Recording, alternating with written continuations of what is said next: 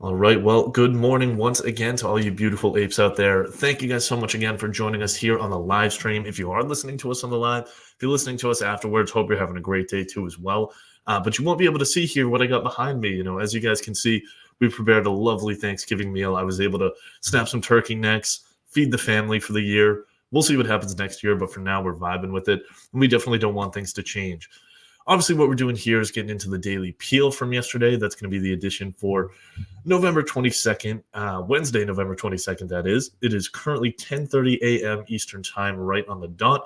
We're going over all the best news of tomorrow that's impacting markets today. We got a bit of an uptick at the open here, but things are starting to get a little bit rocky now. Definitely going to want to stay tuned, see what's going on.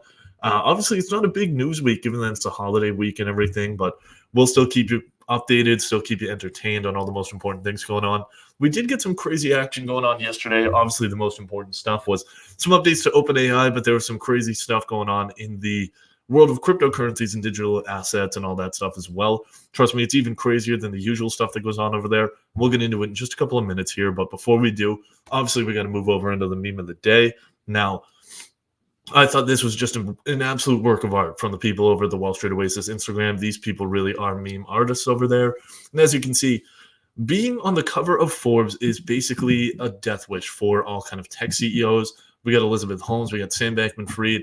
Now we got CZ, the former hero of crypto, who was thought to have brought down FTX. He's just as big of a scumbag himself now. Only thing is, he's probably not going to see jail time as much as many of us would like to see that. And then, of course, we have SVB with being named one of the best banks in the world in the United States, in 2022 or 2023, the exact year that they happened to go bankrupt. I mean, you couldn't write like a comedy novella or a comedy play or anything that would sum this up. So it's just really poetic to see that. Fate really does love irony, and Elon's definitely right on the money about that. So officially being on the cover of Forbes is basically the equivalent to the Madden curse, just for tech CEOs instead of NFL players here. But now that we're past the meme of the day, we can go ahead and get into things. What are we talking about today? So first and foremost, there's going to be some Fed meetings, some Fed meeting minutes. I'll try to make sure we don't all collectively fall asleep once we get into that, as it was really the most boring Fed minutes anybody's ever seen. We got a bunch of retail earnings today. It was a retail of two cities, if I don't mind myself. And then, of course, finally, we got some news with Binance, or as certain people like to call it, Binance as well. But we'll get into that. Don't worry about it. Now, yesterday was a rather sporadic day for markets. It was a bit of a light red day. Most indices were down here in the U.S. The Russell took the hardest hit, losing 1.29%. The Dow's 8.18% loss was basically it was the top performer of the day. Did happen to beat out our analysts over at WSO Alpha. No surprise there. Those guys are something else, and they lost about 34 basis points on the day. 10-year sitting right around 4.4%, 2 years at 4.9, still heavily inverted. We'll be following that until it stops being inverted, and we'll definitely keep you updated on when and if that ever happens.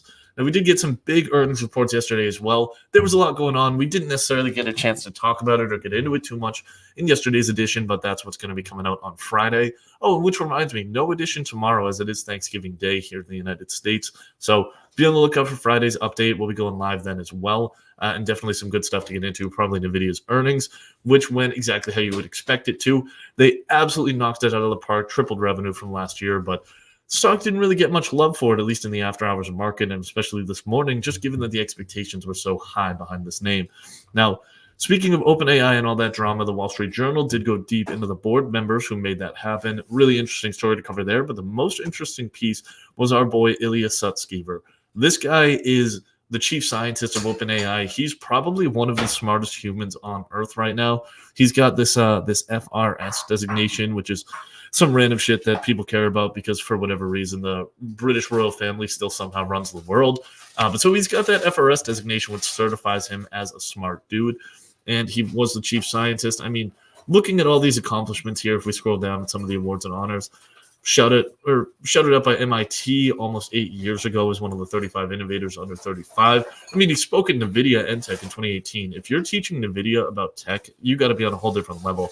Then in 2022, he was given that Fellow of the Royal Society designation. So obviously some guy to be on the lookout for. He really orchestrated the whole ousting of Sam Altman and then immediately went on Twitter and regretted his actions not 24 hours later. So really funny to see somebody so smart dancing around and kind of fumbling around their decisions like that. and just reminds you that not only is not everyone perfect, but nobody is perfect, and definitely not this guy as well. Although he's sure is a lot smarter than most of us are. Now, we can get into some of these Fed minutes here today. Like I said, it was probably the most boring thing that I've ever seen come across my screen here or in financial markets. We won't spend too much time. Essentially, we didn't learn anything. They basically told us that the FOMC has agreed to proceed carefully. Guess they weren't proceeding carefully beforehand. Don't really know what that means, but it's kind of one of those nonsense Fed speak statements that doesn't really mean anything, but is left open to interpretation in a million different ways. So if we scroll down, we did shout out some of the most important quotes where they almost came close to actually giving us information about what they think. I know it was a pretty close call there. It would have been absolutely crazy if they actually did. But like I said, they said the data arriving in the coming months would help clarify the inflation picture. Easing labor market conditions are helping out in that sense, with wage growth still above inflation, but on the downtrend, which is kind of in that Goldilocks scenario that we love to see. Increase in longer-term treasury yields is definitely on their radar as part of the not necessarily overall economic picture, but as part of the financial picture, which plays a big role in terms of rate setting. Expectations do play a big role. They talk a lot about market implied expectations by the CME Group's measure that we talk about all the time here at the Daily Peel. But either way, it didn't really seem like it was having much of a big impact in the last meeting, but it could have a big impact going forward, as any big surprises to the actual movement of the federal funds rate would certainly bring kind of a convex level of shock to the markets overall, and we'd likely see an outsized reaction, whether it's higher or lower.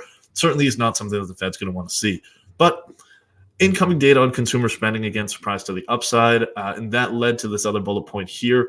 They kind of expected, far above expected growth in the third quarter. They don't necessarily expect it to happen again in the fourth quarter. We're expecting a big slowdown, especially compared to last year's holiday season, as despite 2022 not being a great year for markets, it was a pretty good year overall for the economy, at least in terms of consumer spending. So they're definitely not expecting a strong performance compared to last year, but it is the biggest spending quarter of the year. So definitely something to be on the lookout for, as consumer spending is the lifeblood of the American economy. Just make sure you're getting out there and you're contributing to this wonderful charity that we do call the U.S. economy.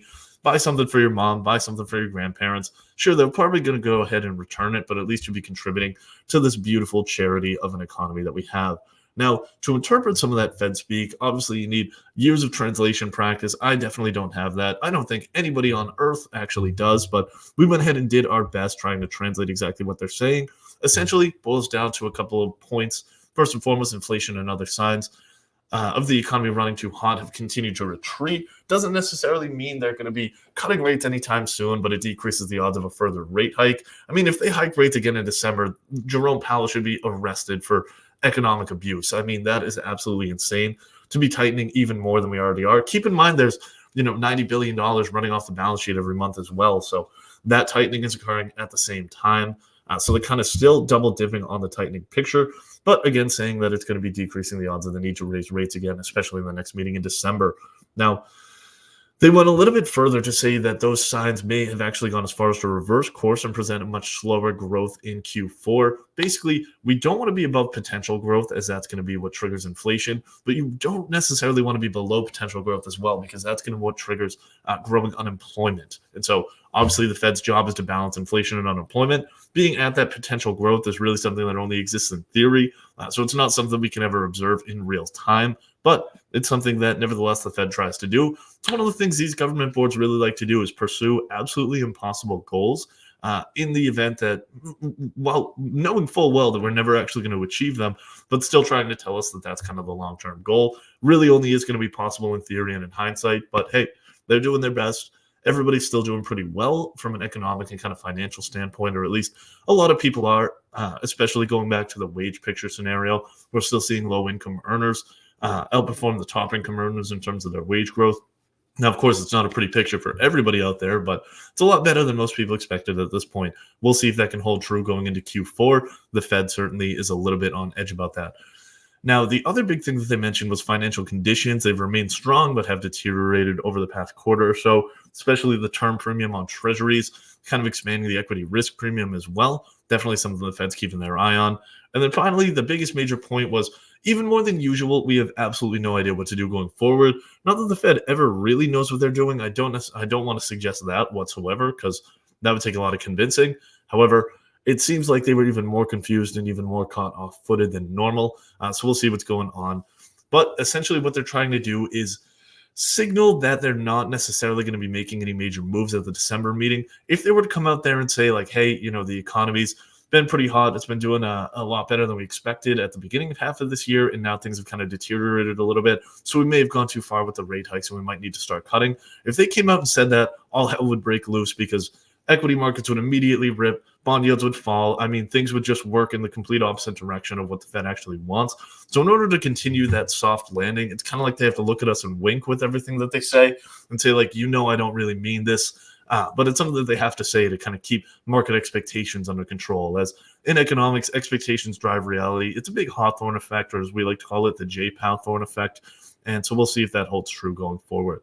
Moving on down below into some of these retail earnings, Burlington Stores and Dick's Sporting Goods were two of the big winners of the day. Like we said, it really was a retail of two cities.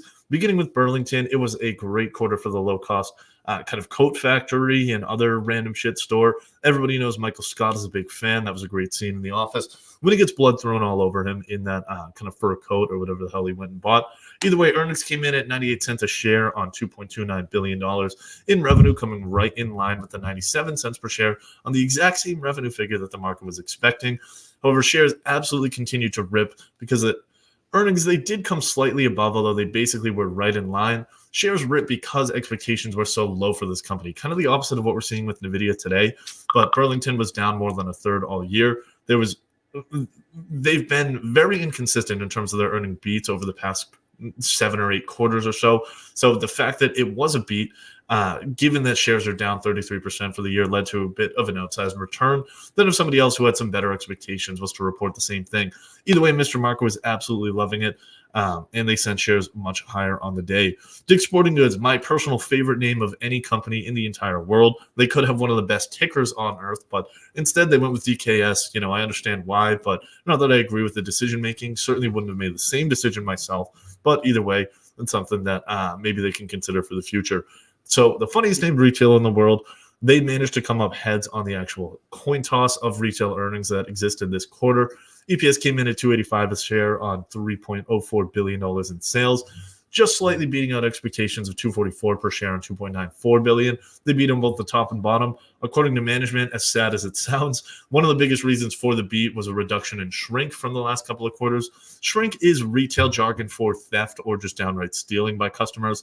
So the fact that being on the downtrend is enough to drive a beat like this is a really kind of sad reflection of where we are. But hey, we'll take it nonetheless. We'll take gains any day of the week that they're giving them out. And if you were in Dick's, congratulations on your 2.17% rise. Moving on to the completely opposite end of the retail of two cities here. We're definitely getting into the bad part of town.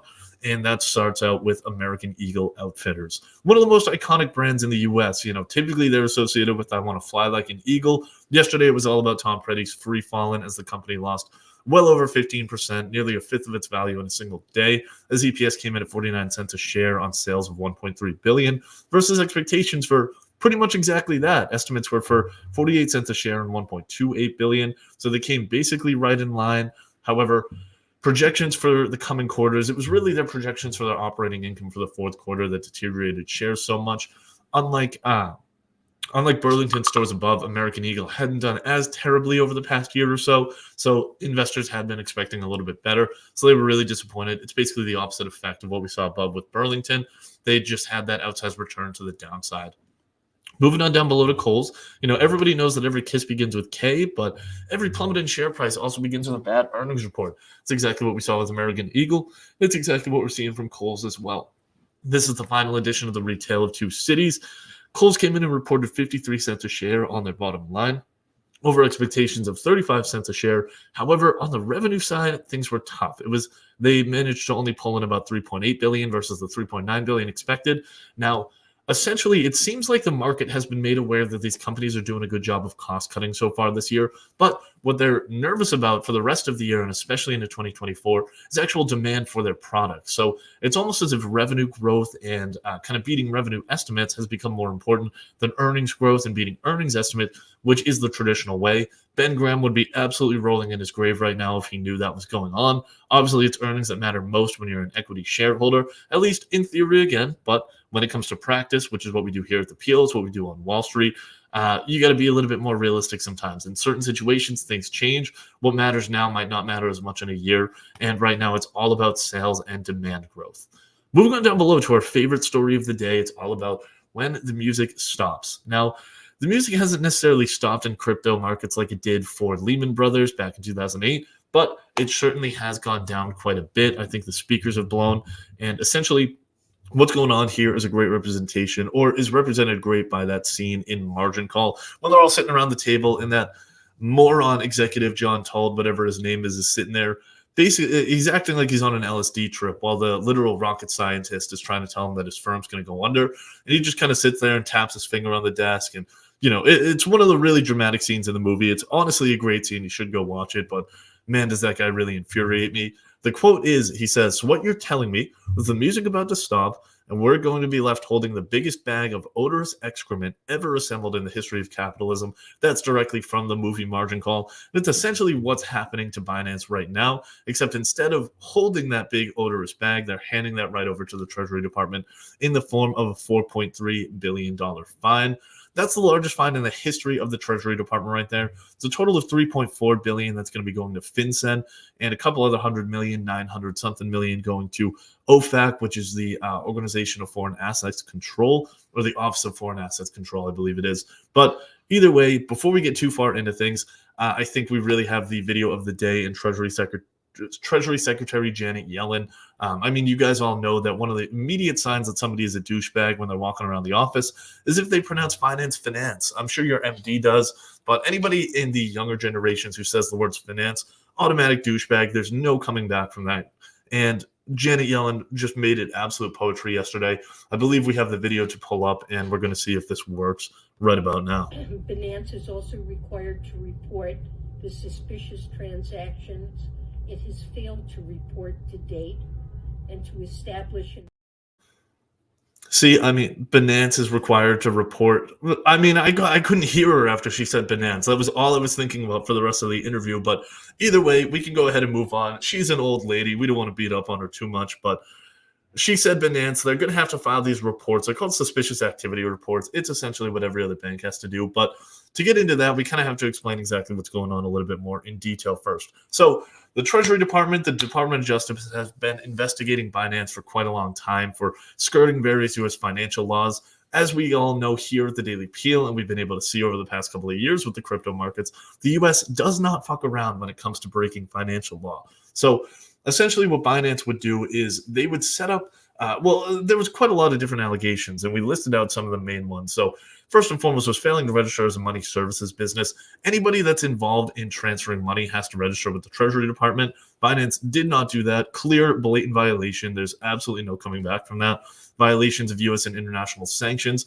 This referred to allowing some certain let's say unsavory organizations around the world to be able to gain access, certain ones that are involved in wars right now that we don't necessarily have to get into here at the Daily Peel Global Headquarters. But basically allowing those organizations to skirt certain sanctions laws was a big part of the violations. Failing to maintain an effective anti-money laundering control system.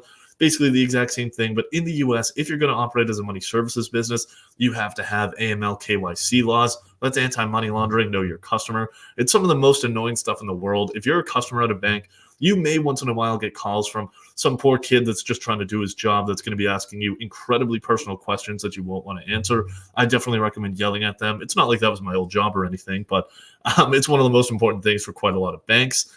They also had no clear separation between U.S. and international business. Yes, there was a Binance U.S. domain, but it was kind of more of a shell than anything, really didn't help out, especially given that employees actively encouraged some of the largest traders on Binance to use VPNs and do other things to kind of skirt U.S. rules and go to the Binance.com instead of BinanceUS.com.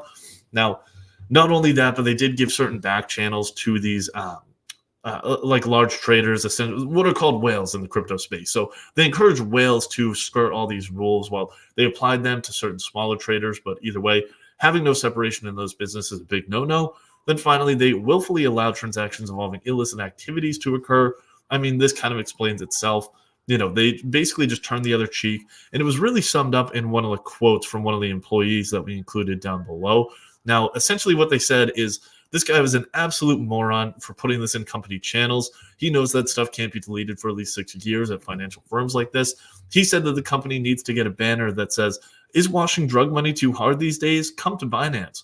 You just dug your own grave there, idiot. So very glad to see that. But either way, CZ, the big story is that he went from being the hero to the kind of villain once again. Everybody credited him with bringing down FTX last year, even though that's not at all what happened. But people kind of credited him with that because he came with the tweets right before the actual event occurred. But this time he really has dug his own grave, and now he's laying down in it. He himself has to pay a $50 million criminal penalty as well. There's also going to be further sentencing for him to determine if there is going to be any kind of jail time if further criminal charges are brought. Definitely a story I want to stay tuned for. But man, the dominoes just continue to fall in the crypto industry. We'll see how long Bitcoin can last, especially for that Bitcoin ETF. I mean, every time that something like this happens and Bitcoin, ETH, and all the other coins don't go away, if nothing else, the network only gets stronger. Nassim Taleb's idea of anti-fragility in Bitcoin is definitely experiencing that in real time as we speak. Now, finishing up with the quote of the day from none other than John Bogle, founder of Vanguard here. If you have trouble imagining a 20% loss on the stock market, you should not be in stocks. Couldn't agree more. That's why we're all about the degeneracy over here at the Daily Peel. One of our favorite things is gambling, losing money, making money. We don't care if we lose or make money as long as we're right. Essentially, that's all it's about. We are here for the degeneracy and the love of the game purely and nothing else. Now, we're also here this week for the love of Turkey, for the love of our families and everything else that we're thankful for. Obviously, as you guys can see who are watching the live, I got a great dinner to get to right here, so I got to go run to that. We're having Thanksgiving a little bit early this year. But like I said, we'll see you guys on Friday. We're going to be recovering all day tomorrow, and we'll be back on the live on Friday morning. A lot of good stuff to come, Nvidia's earnings, and I'm sure some other shenanigans are going to go down before then. But we hope to see you guys there. Have a great Thanksgiving. Thanks for joining us today, and have a great rest of your day.